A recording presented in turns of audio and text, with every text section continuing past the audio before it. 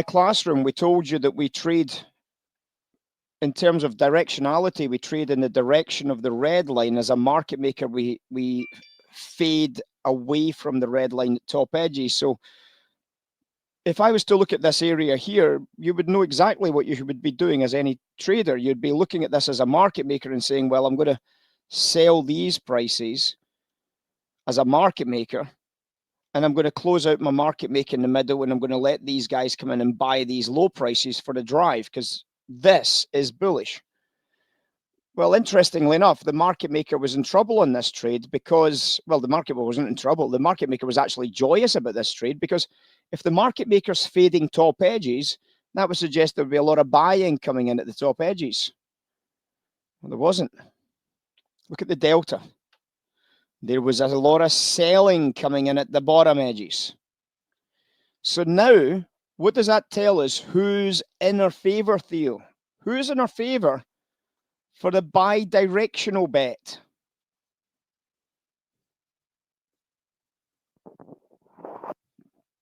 Everybody, except retail traders. Everyone except retail traders is with us on this deal. We're not trading against the market makers. We're trading with the market makers at higher prices. And that's what makes this trade even better. The fact that we're trading with the market makers and we're trading with value. Because when that happens, we're like, wow, this is like going to be the best trade ever. Because if you're trading against that delta, you can buy this anywhere. Literally anywhere, and you're going to make money. And obviously what happened to the Russell at that stage, well, you can see what happened to the Russell. Doesn't matter which chart we look at. So we were big buyers of the Russell in here at 9 o'clock. Massive trade based on the classroom we've just done. Massive selling coming in. We like the higher high here. Nice divergence into the highs. Top right-hand hold. Let's see how much money we're going to make. Boom. Made a fortune. Made an absolute fortune on the rip.